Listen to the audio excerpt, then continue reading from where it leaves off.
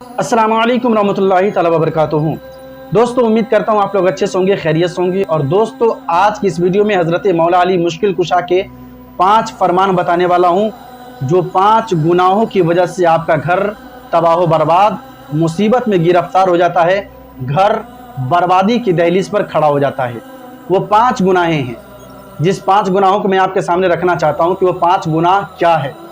लेकिन दोस्तों, उससे पहले मेरी एक गुजारिश है कि आजकल अक्सर लोग हैं जो छोटी गुनाह तो खैर छोटी गुनाह है, बड़े गुनाह करने के बाद भी लोग सीना चौड़ा करके चलते हैं। बड़े गुनाह करने के बाद भी सीना चौड़ा करके सड़कों पर चलते हैं, और यूँ चलते हैं, इस कदर चलते हैं कि लगता है कि उन्होंने गुनाह ही नहीं किया है। शराब पी कर के नशे की हालत में बीवी को तलाक देता है, शराब पीकर नशे की हालत में माँ को गालियाँ देता है, शराब पीकर नशे की हालत में गरीब मजलूमों को सताता है, शराब पीकर नशे की हालत में भिखारियों को घर से धक्के लगाकर भगाता है।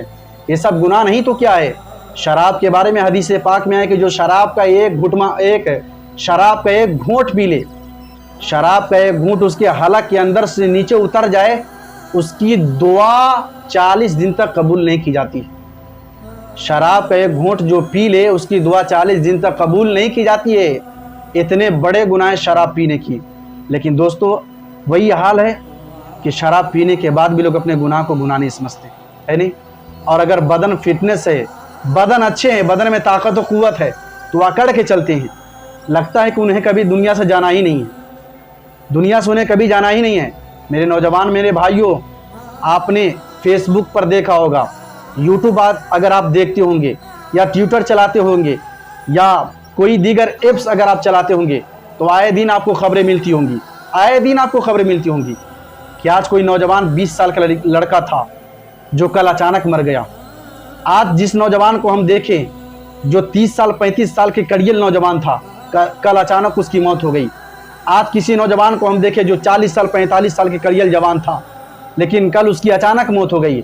मौत बढ़ा के, और मौत किसी से पूछ कर नहीं आती है कि मैं आऊँ कि नहीं आऊँ। मौत बगैर पूछे हुए आपके पास आ जाती है। मौत अगर आपकी उम्र भी नहीं देखता, मौत आपकी उम्र भी नहीं देखती है कि आपकी उम्र 20 साल है या 25 साल या 40 साल है या 80 साल है। बगैर उम्र देखे मौत आती है। अल्लाह की तरफ से जब कलम चल जाता है तो आपकी उम्र अगर 20 साल का हो तो 20 साल में ही आप दुनिया को छोड़ जाएंगे। इसलिए आपको अकड़ किस चीज़ पर है? अकड़ आपके बदन पर है, दौलत पर है, शोहरत पर है, इज्जत पे? किस चीज़ पर अकड़ आपको? जिस चीज़ पे आप अकड़ कर रहे हो, मरने के बाद वो चीज़ काम आने वाली नहीं है। अगर दौलत पे अकड़ कर रहे हो तो वो दौलतें यही रह जाएगी, और आप खाली यहाँ दुनिया से आए हैं, खाली यहाँ दुनिया से चले जाएंगे। इसलिए मैं आपके सामने वो 5 चीज़ें रखना चाहता हूँ जिसकी वजह से घर तबाह बर्बाद हो जाता है, घर गरीबी और मुसीबतों में मुब्तला हो जाता है। वो 5 चीज़ें क्या है? गौर से आप समात कर ले, सुन ले, और अगर इन 5 चीज़ों में कोई गलती अगर आपके अंदर हो तो कोशिश करें आप इस गलती को आज ही छोड़ दे, ताकि आपका घर हमेशा, जब तक आप जिंदा रहे, आपका घर शादो आबाद रहे, हमेशा आप सलामत रहें। दोस्तों, वो 5 गलती क्या है? नंबर 1, सूद खाना। आजकल अक्सर लोग, मुस्लिम बिरादरी में भी आजकल अक्सर मुसलमान लोग भी सूद खाते हैं। कितने बड़े सूद का अजाब है आपको पता है? बहुत बड़े सज़ा है सूद का। जो मुसलमान सूद खाते हैं वो कान खोलकर सुन ले। अगर इस ज़मीन पर अगर आप सूद खाते हो तो मैदान महशर में, जिस तरह अगर कोई माँ बाप से सच्ची दिल से मोहब्बत करता है तो बग़ैर हिसाब व किताब के वो जन्नत में जाता है और जाएगा, इसी तरह जो सूद इस ज़मीन पर खाता है तो सूद खाने के बाद बग़ैर हिसाब व किताब को आपको जहन्नम की भट्टी में धकेल दिया जाएगा। सूद खाने का इतनी बड़ी सज़ा है। इसलिए अक्सर मुसलमान आजकल सूद खाते हैं, या किसी भी बिरादरी से बिलोंग कर रहे हों, अक्सर मुसलमान आजकल सूद खाते हैं। और सूद खाने से क्या होता है? कोई अगर गरीब को आपने 10,000 कर्जे दिए, और वो गरीब अगर 1 साल तक कर्जे ने आपको नहीं सधा पाए, तो वो 10,000 कर्जे वो 20,000 बन जाते हैं। तो ये क्या हुआ? गरीबों का आपने खून चूसा है, गरीबों का दिल शिकनी करके, गरीबों को दिल में ठेस पहुंचा के, गरीबों को तकलीफ पहुंचा करके आपने 10 का 20 लिया है। मैदान महशर में इसका भी हिसाब व किताब देना पड़ेगा। अगर इस ज़मीन पर कुरान पढ़ रहे हो, नमाज़ पढ़ रहे हो, नमाज पढ़ने के बाद भी, कुरान पढ़ने के बाद भी, सदका तो खैरात करने के बाद भी, अगर हज भी कर रहे हो, حج کرنے کے بعد بھی اگر سود پر پیسے لگا رہے ہو تو میدان محشر میں حج بھی، قرآن پڑھنا بھی اور نماز پڑھنا بھی، صدقہ و خیرات دینا بھی، میدان محشر میں آپ کو منہ پر مار دیے جائیں گے۔ یہ سارے عبادت آپ کو ختم کر دیے جائیں گے، اور یہ سود کا جو دھندے ہیں، یہی دھندے آپ کو میدان محشر میں جہنم کے بھٹی کے اندر ڈھکیل دیے جائیں گے۔ سود کھانے کی بہت بڑی سزا ہے۔ اور نمبر 2، نیک پرہیزگار عورتوں پر الزام لگانا۔ بہت سارے شوہر ہیں جو اس کے نیک پرہیزگار عورتیں ہیں، وہ نشے کی حالت میں اگر شک کے بنا پر اپنے عورتوں پر الزام لگاتے ہیں، ہے نہیں؟ تو نیک پرہیزگار عورتوں پر الزام لگانا بھی گھر میں مصیبتیں، پریشانیاں، بیماری اور گھر تباہ و برباد ہو جاتا ہے۔ جو نیک پرہیزگار عورتیں ہیں ان پر الزام آپ نہ لگائیں۔ ہاں، غلط عورتیں ہیں اس پر آپ الزام لگا سکتے ہیں، اس پر کچھ کہہ سکتے ہیں، لیکن جو نیک پرہیزگار عورتیں ہیں اس پر آپ غلط الزام نہ لگائیں، اس سے گھر تباہ و برباد اور غریبی میں زندگی گزر جاتی ہے۔ نمبر 3، اللہ کی ذات میں کسی کو شریک کرنا۔ اب یہ ہے کیا؟ بہت سارے لوگوں کو سمجھ میں نہیں آتا ہو کہ اللہ کی ذات میں شریک کرنا یہ کیا ہے نہیں؟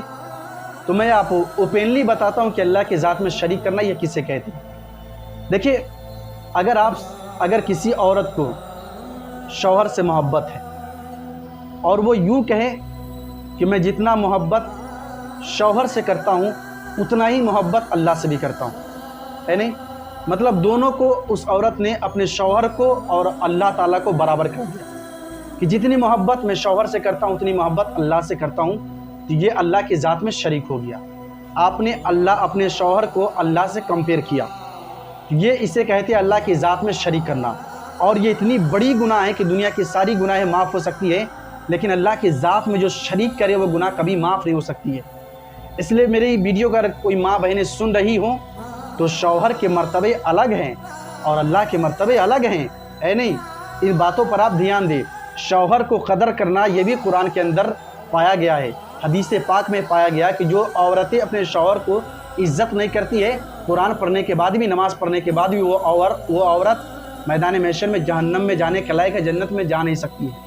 اس لیے عورتوں کے اندر یہ ہے کہ اپنے شوہر کی قدر کیا کرے، اپنے شوہر کی قدر کیا کرے، لیکن اللہ کی ذات میں شریک نہ کیا کرے، اللہ کی ذات سے کمپیئر نہ کیا کرے کہ جس طرح میں شوہر سے محبت کرتی ہوں اسی طرح میں اللہ سے محبت کرتی ہوں۔ دونوں کا حق برابر نہ تولے، شوہر کی حق الگ ہے اور اللہ کا مرتبہ الگ ہے، اس لیے دونوں کا برابر کبھی آپ نہ کریں۔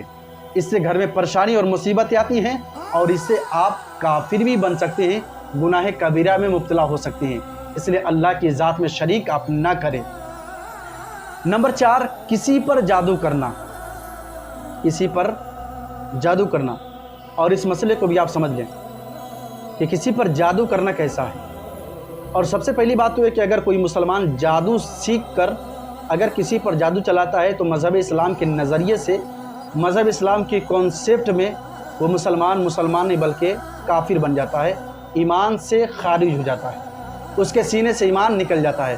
اگر کوئی مسلمان جادو سیکھ لیا اور جادو سیکھنے کے بعد کسی پر جادو کرتا ہے تو اسے ہم مسلمان نہیں کہہ سکتے، اسے ہم کافر کہیں گے، کیونکہ جو مسلمان جادو سیکھ کر کے بھلی وہ نماز پڑھتا ہوں، جمعے کی نماز پڑھتا ہوں، عیدین کی نماز پڑھتا ہوں، 12ویں شریف مناتا ہو، 11ویں شریف مناتا ہو، عرس پر جاتا ہو، چادر چڑھاتا ہو، اگربتی جلاتا ہو، موم بتی جلاتا ہو، کوئی بھی کام کرتا ہو، جس طرح ہم لوگ اکثر کام کیا کرتے ہیں، کسی بزرگان دین کے مزارات پہ جاتے ہیں تو اگربتی جلاتے ہیں، چادر چڑھاتے ہیں، فاتحہ پڑھتے ہیں، ہے نہیں؟ مسجد میں نماز پڑھا کرتے ہیں، عیدین کی نماز پڑھتے ہیں، جمعہ کی نماز پڑھتے ہیں، 5 وقتہ نماز پڑھتے ہیں، صدقہ تو خیرات دیتے ہیں، غریب مسکین کو اپنے دروازے پر سے واپس نہیں کرتے ہیں، کچھ نہ کچھ بھی دے دیا کرتے ہیں۔ یہ سب ساری چیزیں ہم کر رہے ہیں۔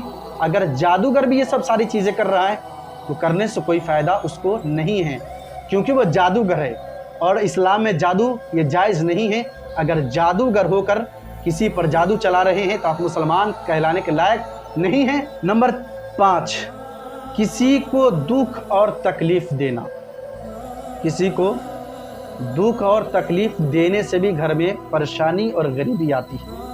مان لیا کہ ہمارے گھر میں چکن بنا یا مٹن بنا اور کوئی غریب پڑوسی ہے ہمارے گھر کے بغل میں جو بھوکا سو رہا ہے یا آپ سے 2 لقمے دانہ مانگنے کے لیے آیا کہ آپ کے گھر میں اچھے کھانا بنے ہیں، آپ مجھے چند بوٹی عطا کر دے، چند لقمے دانہ کا مجھے دے دے، اور آپ نے اسے نہیں دیا، اسے جھڑک کر کے آپ نے اسے بھگا دیا، تو کیا ہو گیا؟